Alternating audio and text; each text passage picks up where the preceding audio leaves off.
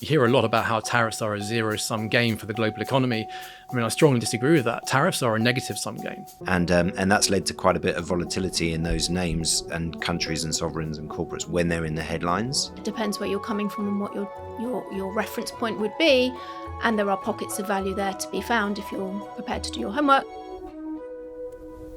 Hello and welcome to Fidelity Answers, the investment podcast where we tackle the pressing questions our clients, investors like you, are asking. I'm Ben Moshinsky. And I'm Rosie McMellin. On today's episode, with credit spreads close to record lows, where can you turn for value in bond markets? It's the big challenge for fixed income investors this year. Rosie, you've been speaking to a few clients about this. What sort of things are they saying? Well, interestingly, there's a real mixed response to that question, and it really depends on who the client is, what their perspective is, and how they view their alternative investments. And to help us delve a bit deeper into that today, I've been joined by two of my colleagues who should be able to create quite an interesting debate because they come at this question from completely different perspectives. So I head up the fixed income portfolio management team, and I've got some of my senior investors with me. I've got Mike Riddell, who's got at least a couple of decades looking at macro investing in fixed income markets. So he looks at interest rate drivers and inflation and the world from a top-down perspective when he's investing his funds. And I've got portfolio manager James Durance, who is very much a credit specialist and tends to focus on looking at individual companies in his investable universe and piecing together the best quality investments for his funds bottom up. So we're going to examine this argument from these two perspectives and see whether we meet in the middle. Fantastic. Just to kick things off, Mike, we we live in interesting times. On a scale of 1 to 10, roughly how confident are you about where you have your money at the moment? Times are always interesting. I think probably a little bit too interesting at the moment, sometimes day to day. I think looking at the funds that I manage, if you're talking about confidence in positions, I'd say we've got medium conviction. Now we'll get onto it obviously, but I think that there are some very interesting valuations in sovereign bonds where I think that the market should be pricing in more rate cuts than it currently is. But then on some risky assets to us, they look still a little bit overpriced despite the pullback we've seen in the last couple of months. So not all in by any means, but I think there are some very interesting opportunities out there. Excellent. And James, how often are you checking your phone for market updates these days? Very regularly. So, if you rewind only sort of 3 months ago to when Donald Trump won the US election, there was a sort of huge market narrative then about a US booming American economy and the propensity for sort of fiscal indiscipline that would take Treasury yields a lot wider. And conversely, there was a sort of a theme that Europe would go into a recession, there would be a trade war that would really punish Europe, and that European bonds would rally, so sort of European fixed income would rally. Fast forward 3 months, there's completely the opposite view in the market now, which is that the US is slowing down, Treasury yields are rallying, credit spreads are actually underperforming, and Europe appears to be going into a kind of boom scenario where defence spending is going to pick up, bond yields are under pressure, credit spreads are outperforming. So, in the space of sort of 6 weeks to 8 weeks, market narratives can change really, really quickly. Maybe that's partly due to who sits in the White House at the moment, but it's also kind of a reminder that just market narratives change all the time and always will do. So, James, can you give us a bit of context as to why the valuations are where we are at the moment? We've seen, as you mentioned already, we've seen some really strong outperformance of corporate bond spreads. So the risk yield premium that you're getting for taking that credit risk has come right in for the demand because of the demand for credit. So can you just talk to us about what were the drivers to get us to where we are today?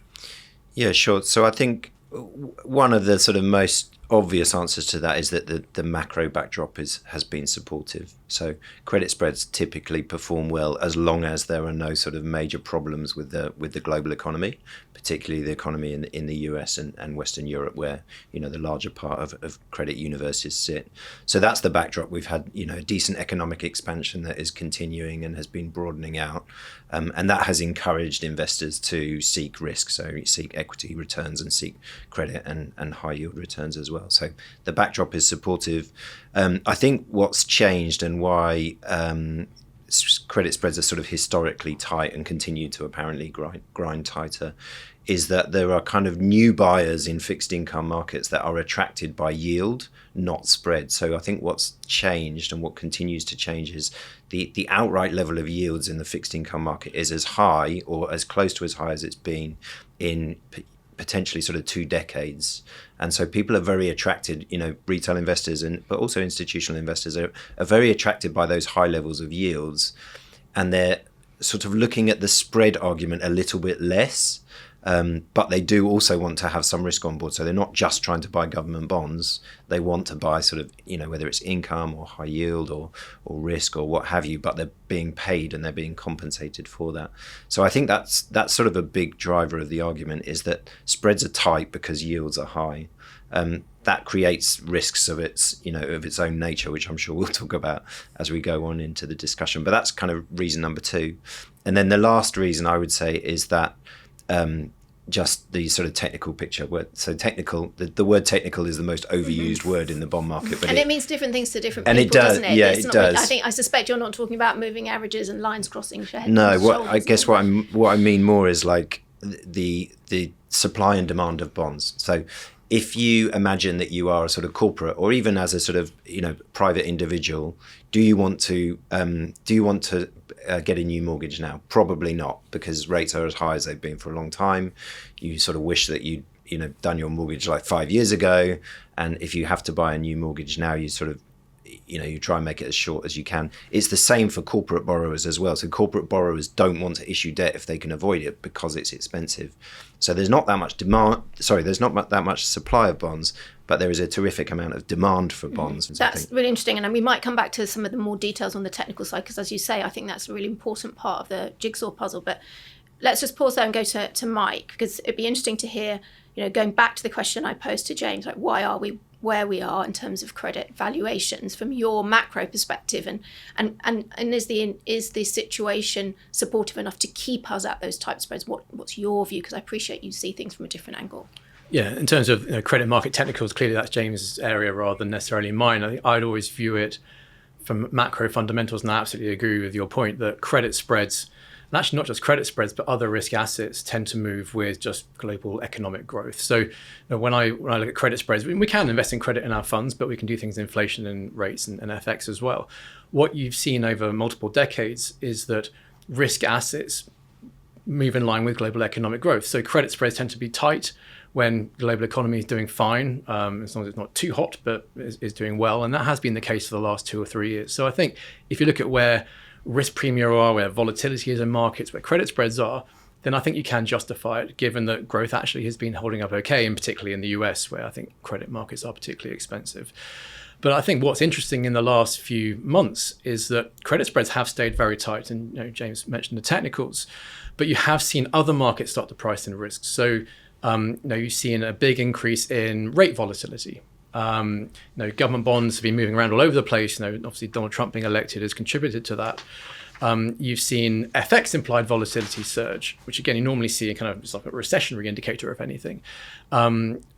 These things again normally are indicative of the market worried about volatility and worried about downside risk, and yet credit has stayed just bulletproof. So there's something else going on here. And I mean, from my perspective, from a very top-down macro view, if I want to allocate to financial assets, to risky assets, I want to get paid to do that. I want to get paid more yield, more carry, more potential return. And with credit, given that valuations are very tight, to me it looks like there's not much upside. I mean, they might stay where they are and they might even rally a bit, but there's not much upside. But if anything goes wrong, which other markets begin to signal, then there is potentially downside. Mm-hmm. So that's interesting. And as you mentioned, we're starting to see some weakening in some risk assets. So when you're looking at your funds as an indicator of risk, what are the markets or the other asset classes that you would follow and you'd say, well, oh my goodness, there's a red light flashing here. I really need to reduce risk in my funds. So how do you approach that when you're looking at markets on a day-to-day basis? It comes really down that it's top-down macro process that we have. So the indicators to us are signs that the global economy is weakening, or the view that we think it will weaken more in future, clearly. There's a whole load of macro indicators which I could discuss. But I think very clearly the US economy has been driving a lot of the strength of the global economy in the last 2 or 3 years, and that has been key to the behavior of risky assets globally, not just in the US.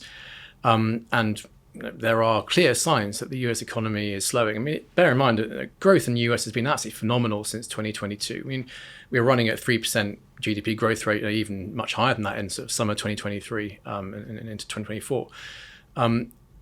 The market, I think, is now almost pricing in that the US economy, or at least until very recently, have been pricing in that the US economy will continue growing at 3% forever.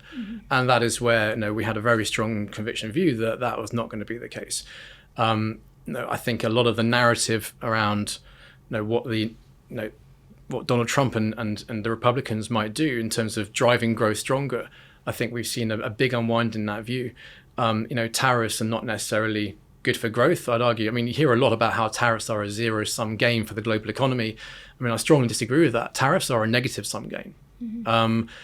I think, and actually now people seem to be thinking, even for the US, which in theory people thought a few months ago would actually benefit from tariffs, now the uncertainty that businesses are telling you they will not invest because of the uncertainty. So just the threat of tariffs is actually causing an economic slowdown in the US. And that's just in the US, let alone those countries which are going to be hit by these tariffs. So I think that, as we see more evidence of tariffs, and we are now seeing tariffs imposed on various countries, that is going to drive increased uncertainty, which should increase volatility and implied volatility in risk assets. And I think that means downside risks to growth everywhere have increased. So coming back to markets, is that priced in? I think in credit, I'd say no, it's not priced in. In some other assets, maybe like emerging markets, and maybe evaluations actually are warranting inclusion in portfolios, which we can talk about in more detail. Yeah, and maybe just coming back to the technical point that you made, James.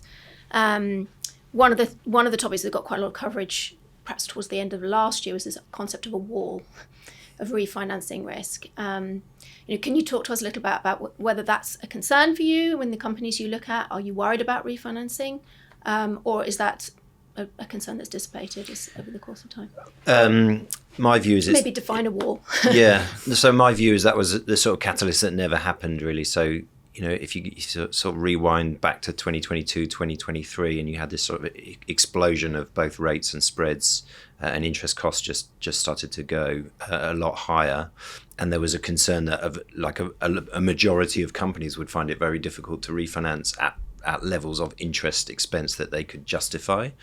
And it just never really happened. So, first the investment grade companies refinanced at higher rates, and then the high yield companies refinanced at higher rates. And there were only really sort of a handful of sort of names / sectors that really couldn't, they couldn't afford it, or they couldn't get access to market. And they had to look at LME, which is sort of liability management exercises, which is kind of a sort of soft way of talking about a default or an extension or a restructuring. So yes, some of those things have happened, but it's always been like a very small part of the investment universes that we look at. And most people have just eaten it. So that, as with the kind of mortgage example that I referenced earlier, you used to have a 2% mortgage, now you have a 5% mortgage, tough luck. You have to pay it, and I would say sort of 98% of the credit market have been able to withstand that and still can. So in a risky environment, or potentially risky environment, that's one risk that we can perhaps put to bed for the time being. Yeah, I mean, I wouldn't put it to bed sort of across all asset classes and ad infinitum. I think there will continue to be companies that struggle, because you still have some borrowers that are, have an average cost of debt of, let's say, 3% in Europe and 4% in the US, that it's going to pick up. And it will get higher, and it will be higher for longer, I think. But I don't think that that's going to, promote a big wave of defaults anytime soon. I think wave is a key point, actually, because I was going to say that everyone always talks about a wall of maturity, but the reality is that wall is always about 2 or 3 years in the future. It's a wave. It moves within time. It's a moving wall. Exactly. It's not a wall at all. I think the only time that wasn't the case was in 2009, where obviously there was a massive crunch, and then people couldn't issue in 2009, and then therefore that did get that wave stopped briefly. Yeah. But actually, that's a really good example, because in 2009, especially leveraged credit markets were quite in their infancy stage still, so they hadn't been around for like a massive cycle, certainly like that. And so companies didn't really know, they didn't do sensible things in terms of financing. They basically issued 1 year debt, 3 year debt, whatever, and so you have a 3-year recession, the whole thing knocks over. Whereas now most, I would say sort of sensible larger borrowers issue sort of laddered debt, right? They have some short-term debt, but they also have 5-year bonds, 10-year bonds, 30-year bonds if they're sort of crossover or IG. So people have kind of learned to manage their own maturity wall such that you don't get that kind of outcome again. So as long as we have a fully functioning market, everything should be fine. Yeah, and even all bets are off. Yeah. Okay. Yeah, and Mike, just bring it back to the macro factors. We talked about the US. Is in terms of themes, is that the sort of number one driver for you at the moment, or are there any other sort of big global themes that you're looking at?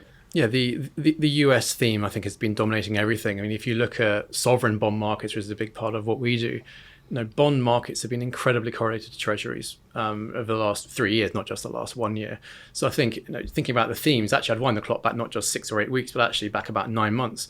And we had in a situation where Q2 of 2024, the US was growing at 3%, everyone's very bullish on growth. And then suddenly we had a bit of a weakness in the US and the global economy.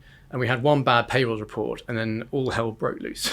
And suddenly the theme went from US going at 3% forever to hedge funds and leverage investors are all stopping each other out. And suddenly the market is pricing in an intra-meeting Fed cut because of the panic. And none of this made any sense, but this was all because positioning was so skewed one direction, which was for a strong US and US exceptionalism, whatever you want to call it. At one point, the market was pricing in 8 rate cuts over the next 18 months. And in, I guess, beginning of September of 2024, the market thought that the Fed would be cutting rates to 2.75%. And then what we saw was that blip in growth actually then rebounded. It sort of went away and growth came back to running at around 2.5% to 3%. And then the Fed did cut by 50 bips and then didn't do much else. And then now they're kind of sitting on their hands and growth has picked up and suddenly Trump is elected and it's all about US exceptionalism going in. So this narrative completely reversed and flipped. And it's US is like incredibly weak and it's going to drive a global recession to suddenly the US is going to drive global growth just 3 months later. And as I touched on earlier, but this narrative didn't really make that much sense to us either. I mean, a lot of the policies, it's a little bit of kind of back to the future, going back to 2016 and 2017, and it goes back to the past really. But what we saw with the narrative around Trump in 2016 and into 2017 is very similar to what we're seeing now and have seen in the last couple of months, where if you remember in 2016, it was about Trumponomics and how the US are going to do massive fiscal stimulus and US growth would be amazing and everyone hated treasuries. And then by February 2017, this whole Trump trade just began to rapidly unwind. And actually the dollar, from everyone being very bullish the dollar, it was the weakest currency in the world for the first 8 months of 2017, apart from the Argentine peso. It was the only thing that was worse than the dollar. So, and that's because Argentina was blowing up. So that just shows you how these narratives can shift. And I think looking at where we are right now, we've gone from US exceptionalism and US growth will be phenomenal, and it's touched on European growth or frankly any growth outside of the US is going to be terrible. I think we're kind of in a kind of somewhere halfway where a lot of these, Trump trades, whatever you want to call them, strong US growth trades really have been kind of priced out. But I wouldn't say everyone's now absolutely loaded up to the gunnels in US recession trades yet. The market is still saying that the Fed will cut rates, more than clearly they said before, but only to 3.5%, not the 2.75 that we saw only a few months ago. So we've seen a bit of an unwind of these trades, and then we touched on as well about Europe, where Europe was going to be destroyed by US tariffs, and growth was miserable. And now we've seen actually data improve in Europe, fiscal stimulus discussions, talk about issuance, and we can go into lots more detail on this. I'm a little bit skeptical we're going to see anything like the stimulus that people are now talking about, but European growth has improved, and I think that market positioning is now fairly clean. I think a lot of this unwind has happened. We're not yet at the stage where the markets are now pricing in European growth is going to be 3% forever, but I think we're somewhere in between this shift and pro-US to kind of pro the rest of the world. Can we come on to Europe a bit more detail in a second, but focus for a little bit longer on the US? And I think we need to accept that policy in the US changes, if not on a daily basis, but on a weekly basis at least. And just for the record, I think we should note that we're recording this on Wednesday, the 5th of March, London morning. So who knows what's going to happen this afternoon. Or is happening now. Or is happening now. We're blissfully unaware of it. But I think, given what we know so far and given the trends that we see and the movement we see, Mike, something we talk about with the team on the desk quite a bit is this inflationary? Is it deflationary? You've got spending, whether globally, but particularly in the US, you've got spending maybe on infrastructure and defense, you've got potential tax cuts, but you've also got a shrinking of the federal workforce and other impacts that are offsetting that. So can you just talk a little bit about how you see the outlook for US growth and also inflation versus what the market's saying?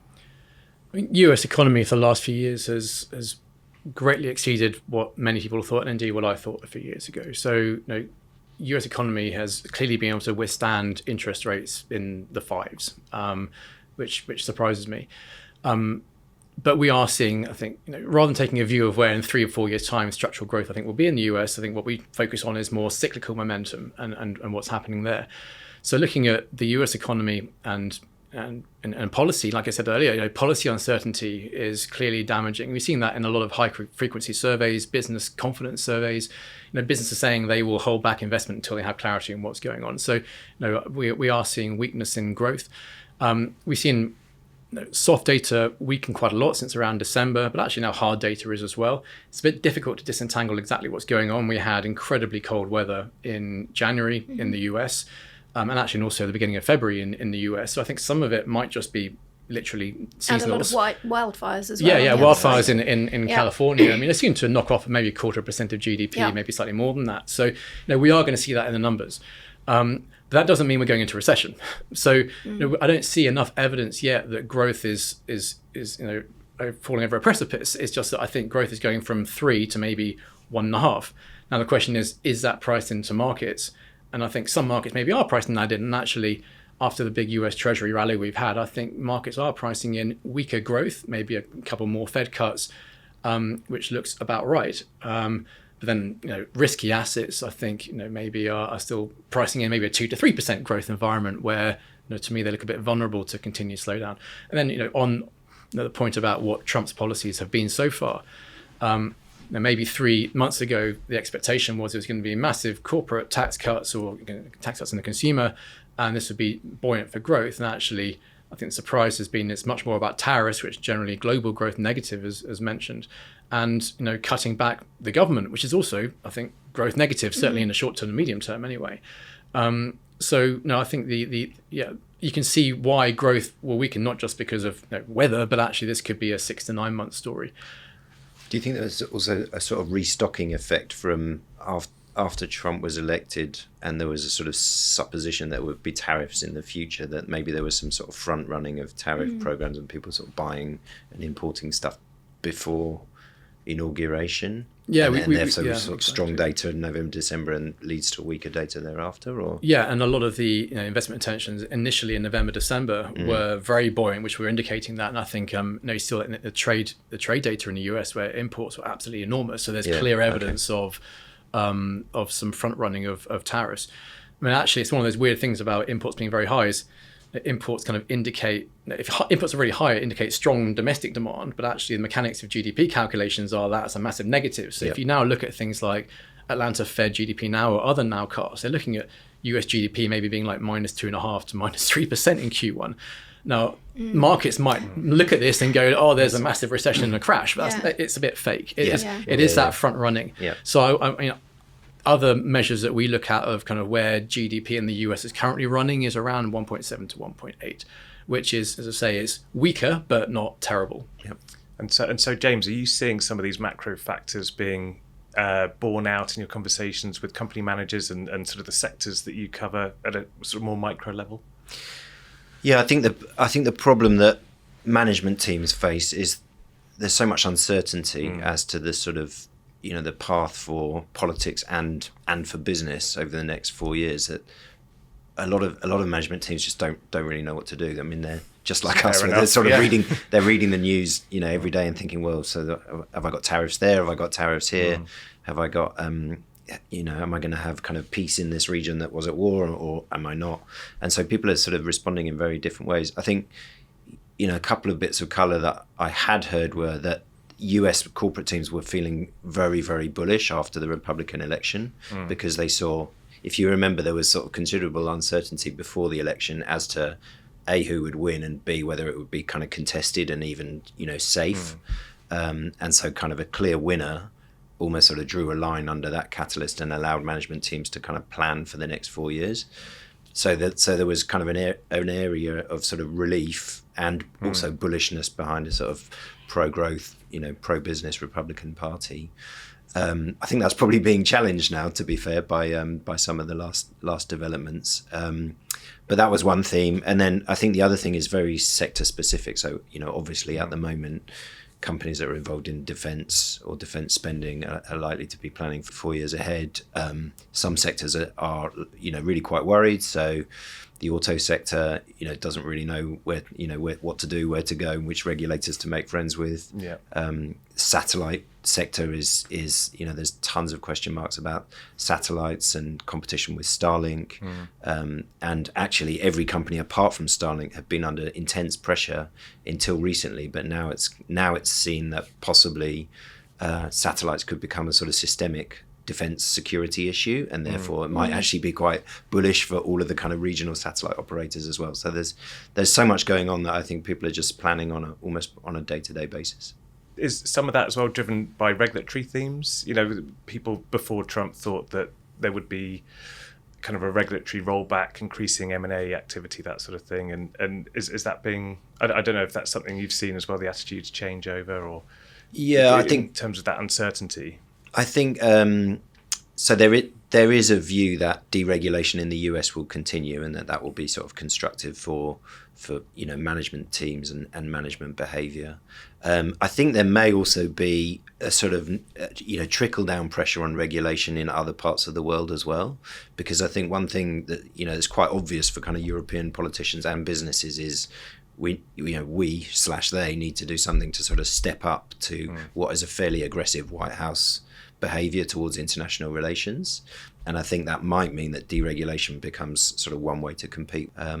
So from our point of view, deregulation is maybe a double-edged sword, right? So like deregulation is kind of growth positive and risk positive until it's not. So until something goes wrong, like it did with the banking system and can with other companies as well. So we just need to sort of keep an eye on what's happening on the regulatory front, really. Taking a step back, we, of course, have a whole research team that spends a lot of its time going into companies, grilling the leadership, finding out what's going on. And so a little earlier, I spoke to one of those analysts, John Neve, about how he's finding value in this kind of market.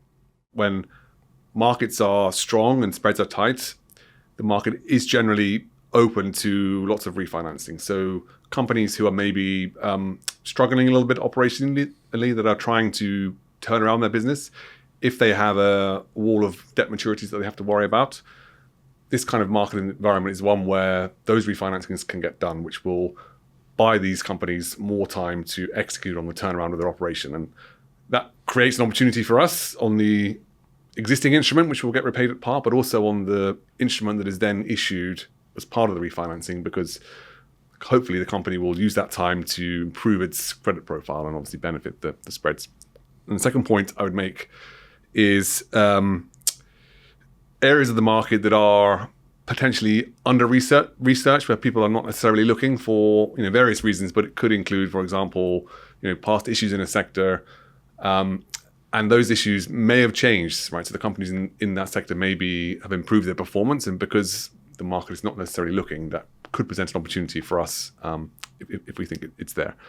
And then lastly, what we're really trying to do is identify companies or sectors where there are clear catalysts that will change the market's perception of creditworthiness. And by doing that, one would hope that the spreads would tighten as the market sort of comes to terms with the changes. Are there any sort of examples that come to mind, maybe past or present, that sort of fit in that framework? Sure. So maybe I'll give one sort of success story or backward-looking example, and maybe one potential opportunity that we see at the moment, right? So one thing we've sort of seen as a success story is in the aviation industry, right? So there has been a shortage of aircraft being produced in the aviation industry. And so one may ordinarily just look to the companies that produce those aircraft and say, okay, that's bad for them.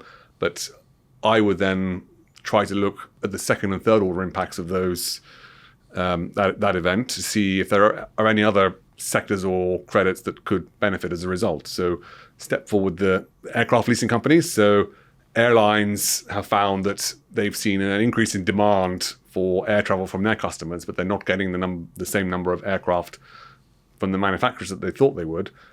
The aircraft leasing companies own around half of the outstanding aircraft fleet. And so airlines are forced to turn to the leasing companies for more aircraft. And that means that the aircraft leasing companies can obviously charge a higher price for the lease. And that's manifested itself in credit ratings upgrades. So we're now in the middle of a rating upgrade cycle with the aircraft leasing companies, which were historically rated sort of high BB or low BBB. We're now seeing those ratings being upgraded to mid or even high BBB, and that's obviously benefited us as holders of those bonds.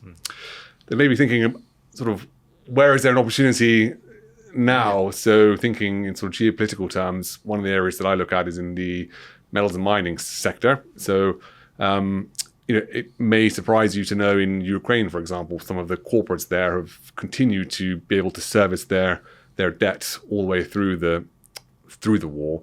And even they have been able to reduce the actual amount of debt they have outstanding. So we think that, on the assumption that there is progress towards a peace deal over the next 12 months, those companies will benefit by eventually being able to refinance those instruments at reasonable terms. And the yields on those kind of instruments are still pretty attractive. So I was wondering if you could just sort of take me briefly through how you sort of, your process for integrating those second and third order effects into your process, because obviously there's a lot of complexity out there and a lot of risk and unknowns. So how do you kind of go about integrating that into your investment decisions? Yeah, of course. So I think the key point here is that, as you alluded to, facts and events change very quickly, but people's views tend to change more slowly. So there are some inherent biases, for example, in people's views that are slow to change. And so for those investors who can sort of identify that and try to remove those biases, there is an opportunity to benefit if you are able to, like you said, to identify the second and third order impacts and how they may affect the situation. So for me, it's about trying to think logically, try to remove those biases, seek out actively views that are contrary to my own, for example, talk to my colleagues in trading and portfolio management on the equity side as well, and really try to identify those areas that will be impacted by these events and move quickly and accordingly. Well, John, thanks very much for your time. Pleasure. Appreciate it. Thank you very much. James, I saw you nodding emphatically during that interview. You're someone who uses John's research, I understand. Do you have an example of sort of how you brought that into your process? Yeah, so I think he covers stuff across a lot of different industrial sectors, and some of it is at the higher end of the risk spectrum, and some of it is at the lower end of the risk spectrum. Historically, it's interesting because I think sometimes people think of that as being, you can make a lot of money in the high risk parts of the market like high yield and distressed, but you can also lose a lot of money. Whereas in the sort of lower risk and lower beta stuff, you might make a little bit of a spread, but you're not going to make a lot. But actually, that's not particularly true. So in some of the lower beta, higher performing parts of the market, you can actually make very, very good returns, both on a sort of excess return and a total return basis. And I think that sector that he talked about, the air leasing sector, is one of them. And one of the reasons for that is the sort of the fundamental backdrop that he talked about, that the sort of fundamentals are improving and credit ratings are improving. But another is it's actually quite a sort of volatile space from the point of view of credit spread volatility. So even though most of those companies are rated BBB or they're mostly investment grade, because they have big cap structures, because they are sort of correlated with things like the oil price, with the interest rate cycle, with global geopolitics, they can actually be very volatile. So we have had some opportunities to buy, fairly sort of unrisky companies for very, very high spread valuations. And so that's an area where I think, we work closely with people like John to sort of capture that. And for us as portfolio managers, the main thing is to make sure we have conviction in the health of the company. And then we'll take the sort of information about the sort of spread and the yield and say, well, if John thinks that about the health of the company, then I need to have a pretty big position because the spread valuation is very high. So that's really our main job, is like we can all see what the price is. What's the sort of underlying credit risk below that, to give us comfort to make that investment. We're all operating in unprecedented times, and we all know that, and we've been told that repeatedly over the last few years. But one of the implications of that is that you get some of the results that he sees coming through are quite surprising. And we've been talking about this amongst the team about, on a macroeconomic perspective, we're also seeing some quite surprising data coming through, and you can actually quantify that, right? Yeah, so we monitor all the data that comes out, but you have some providers. Citi is probably the most famous, but they have surprise indices. So they have various indices, and lots of other people do these as well. But just an economic surprise index, for those not familiar, at least Citi's methodology is more like a 3-month moving average of whether data comes in above expectation or below expectation. It's weighted a bit more to the most recent data. But my view is that over the last 9 months, there's been so much political noise. Obviously, we had US elections. But ultimately, what's actually been driving government bond yields is economic data. And you've seen that very clearly by looking at these surprise indices, which is why I've actually found them so useful. Really, ever since about mid-2023, before 2023, from 2021 to 2023, what really drove bond yields was actually about inflation and commodity prices and supply shocks. Since around mid-2023, what's been driving bond yields is actually back to how it was pre-COVID, which is changes in demand.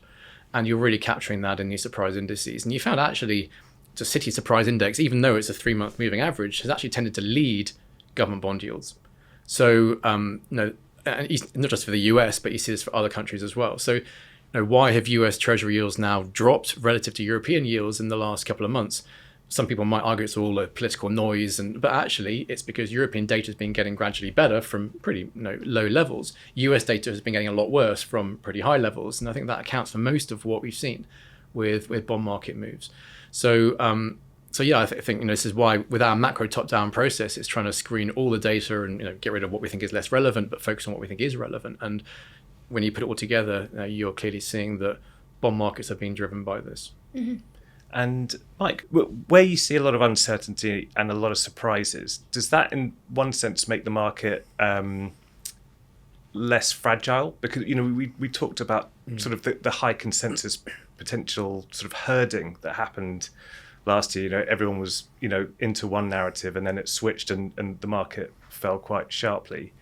Does that sort of play on your mind, kind of the herding and uncertainty and the tension between that? Yeah, it's really interesting, and it's something which you touched on as well, James, when talking about credit. But particularly in macro, everyone can construct a macro narrative. It's almost like storytelling, but actually, in a way, what really matters is the valuations, and does your view on what's going to happen differ from what is already priced in. And when we look at some markets, then there might be a narrative which was massively priced in, which going back to this US exceptionalism narrative, almost everyone's portfolio positions were short treasuries, long dollar, long US tech, long US equities, probably long US credit versus other markets, and that was absolutely priced in. So the reason we wanted to fade this is because maybe the US does grow at 3% for the next 3 years, but that's what's priced in anyway. So for us, valuations is absolutely key. And interest rates is another example. And the market went from pricing in 8 Fed cuts to basically 1. And it's like, well, if US does grow at 3, then the Fed doesn't cut. That's priced in. Yeah. But if anything happens to derail this US is amazing narrative, then you can get some huge market moves, and that's actually exactly what's happened in the last month, where bond yields have had a huge move, and US assets have underperformed from having outperformed for a long time. So yeah, I think absolutely looking at risk premium everywhere and trying to take a view on the base case of the next 6 months where growth is going to go, but then see what is priced in by different markets is absolutely what we do. And given all of that, and given the ever-changing tariff trade environment, it would be surprising if currencies didn't move a lot. So can you just briefly talk about the dollar, your outlook for the dollar, and other impacts that might have on other parts of the fixed income world? Yeah, and what we've seen in the last 2 or 3 years, which is what you normally see, is that currencies, particularly for G10 currencies, and to a lesser extent some EM, have been driven by rate differentials. Yeah. So in other words, I mean, the classic is dollar versus Japanese yen. If you look at since 2021, the US dollar versus the yen, you can replicate on a chart. If you put that versus 5-year or 10-year Treasury yields, it's the same thing. So it's what has been driving the dollar for the last 3 years is that the Fed has been, the market expects the Fed to hike by more, and the Fed has been hiking by more than other countries. So that's what drove the dollar strength. And this narrative around US exceptionalism that then kind of feeds off that is really all because the Fed was hiking more aggressively than everyone else because growth was higher and there are, I guess, maybe higher inflation risks too. What we've seen, this positioning is kind of on some measures like the longest of the US dollar that there's ever been. And that is a cause for concern because, again, if there's anything that dents this narrative, then you can get some very, very big market moves, and that's starting to play out. So we have had the dollar going from, frankly, what has been a rally ever since about 2014, when Bernanke first started talking about getting off a zero bound. That's been going on for 10 years. But we're seeing a little bit of a drop in the dollar as the market is starting to think about, well, US growth maybe isn't so strong. Maybe the Fed is going to cut. And look, everyone else is actually doing slightly better than we thought. So I see really the movement in the US dollar as being very linked to what happens to Treasury yields relative to other government bond markets. So modest US growth, potentially a weaker dollar. Emerging markets are potentially quite interesting. Yeah, and that's one of, within risky assets, that's the one area that we have been adding to in the last month or so. EM has been loathed by most investors for the last 10 years, largely because the dollar has been so strong. So one of the main drivers for EM, particularly EM currencies and EM local currency bonds, is the dollar. If the dollar is going up, then EM currencies tend to go down against the dollar. And that is why investors are just not allocating to EM local bonds at the moment, which is partly why now valuations actually are looking very cheap. Now, there are some self-inflicted wounds out there. A lot of EM countries, like a lot of DM countries, have been running large deficits, and they're not able to run the same debt levels as DM. They are more vulnerable to capital flight if you start getting into solvency problems. DM doesn't really have that, or hopefully not anyway. So I think we're now in a situation where if US growth does fall to around 1.5, that is kind of the Goldilocks for EM, where the dollar is weaker, treasury yields are lower, growth is weaker but not too weak. Then I think that is probably the sweet spot for emerging markets. And one other point to make is that growth, I mentioned, has been picking up outside of the US, but actually, China data has been getting a bit better. I'm actually not a China bull, where I think we're going to go back to 7 or 8% GDP growth rates. I mean, officially, China is growing at around 5%, and they've reiterated again just in the last 24 hours that they're going to keep at that. It's hard to know what's going on with the Chinese economy because any useful data is discontinued that we used to look at. Nevertheless, Chinese data has been picking up, and again, that is also probably positive at the margin for emerging markets. And James, for you, are you also looking at EM in terms of attractive opportunities there? Yes. So in my space, it's more about emerging markets hard currency, which is more about credit risk than it is about FX and interest rate differentials. But I do think it's an interesting part of the market. It's a bit of a dilemma. So when you speak to EM investors, dedicated local EM investors, I would think a majority of them will tell you that valuation is quite expensive in hard currency EM, and that's because just like in DM versus its own history, it's performed pretty well. So when you look at it kind of over the long-term history, the spreads are sort of at their tights or close to their tights or in that area. But when you look at emerging market valuations in terms of spreads or yields or what have you, they all look a lot better than developed market valuations, particularly US investment grade and US high yield. So basically what that's doing is it's encouraging sort of non-dedicated buyers, such as myself that look at global credit, to think, well, actually, that story is not that bad and that valuation is not that bad. So maybe I could consider allocating some capital there. And given if you do share that view that Mike has, that possibly Treasury yields have hit their peak and the dollar might have hit its peak, then possibly you get a kind of confluence of events that means that emerging market assets can outperform as well. So yeah, it's interesting. It's sort of tight historically, but cheap on a relative value basis, and maybe you have some tailwinds from some of those international effects as well. And then a final thing that I would say, and going back to one of the points you made earlier about sort of herding and consensus things, is that one of the things that's happened with the Republican administration in the last 3 months is they've continually sort of made headlines about certain countries, whether that be Greenland, Denmark, Europe, China, Panama, Colombia, what have you. There's always a country that's like in the spotlight, right? Yeah. And that's led to quite a bit of volatility in those names and countries and sovereigns and corporates when they're in the headlines. But actually, on an underlying basis, not that much is honestly changing. There's a bit of pressure applied about immigration or about the Panama Canal or about Denmark's relationship with Greenland or whatever, but not that much is changing, and yet you're just able to buy some of those sovereigns or corporates in those countries at cheaper prices. So we've been sort of taking the other side of that trade, if you like, and trying to build some positions when countries are in the spotlight for some of those headline reasons. And talking of areas that are in the spotlight, I think, again, we should recognise that there's a lot going on in Europe. And there's pressure to increase spending on defence across the board. Germans are trying to take some moves towards that, as are the European Union in general. Mike, can you just talk briefly about how you see opportunities and potentially, who's going to buy all these bonds that they're going to issue? Is it going to be you?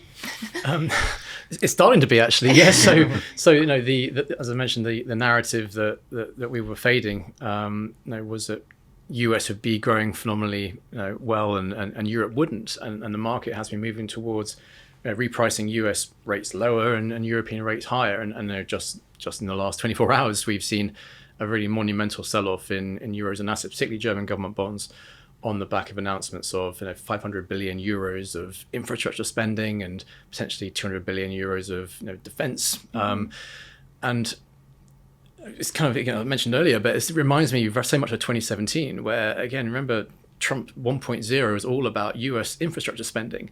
And that's what drove this narrative of Trumponomics, was how US is going to do huge infrastructure spending, it's going to drive US growth for decades. And what happened? Pretty much nothing. It's not, you can't just turn the taps on and do half a trillion of infrastructure spending, and it's not that easy. And even what's been announced so far, 500 billion euros over a 10-year period, and that's kind of roughly 1% of German GDP, per year. It's not that much.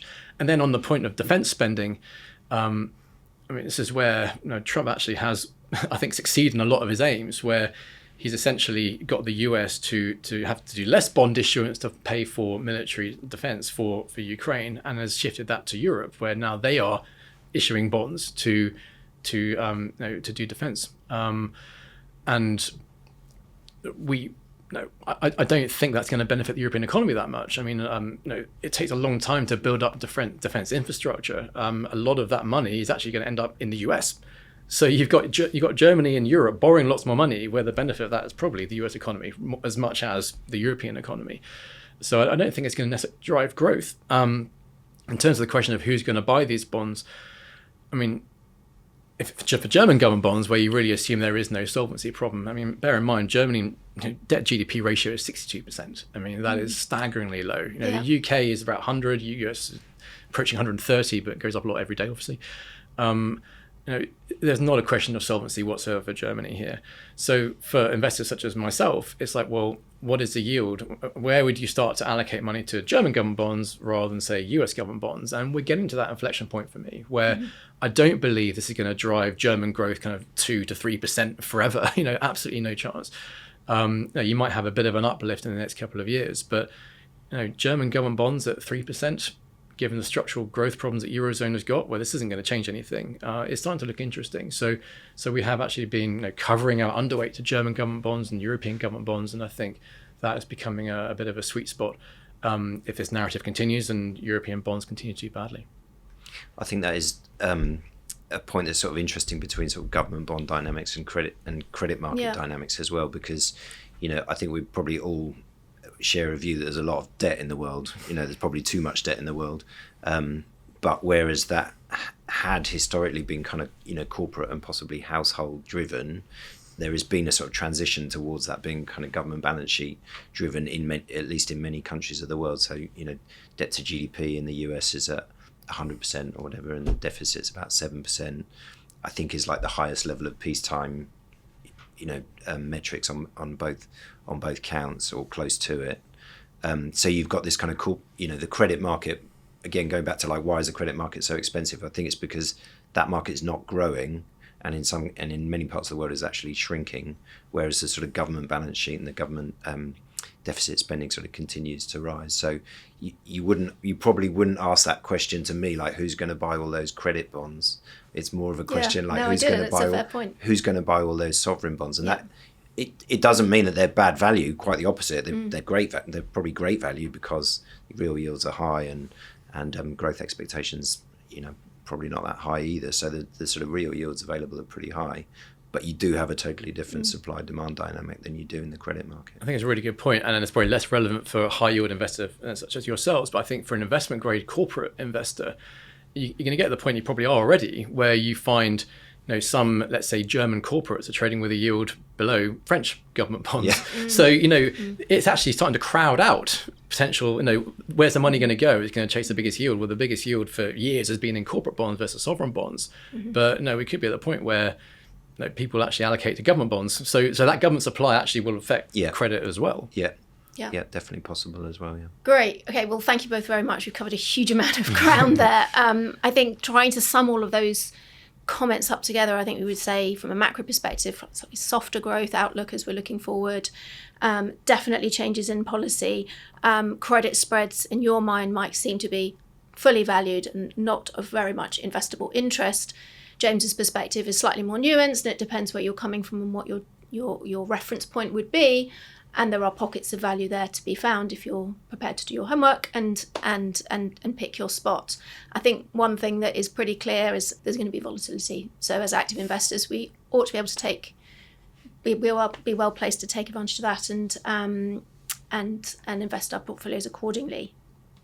Yes, brilliant. I think that's almost all we have time for today. But before we let you both go, you have to play the Fidelity podcast game, Hot Cakes and Hot Potatoes. We'll do it very quickly. Each month we ask our investors to pick something they would buy, a hot cake, fresh out of the oven, and something they would drop, the dangerous hot potato. So, Mike, turn to you first. Your hot cake.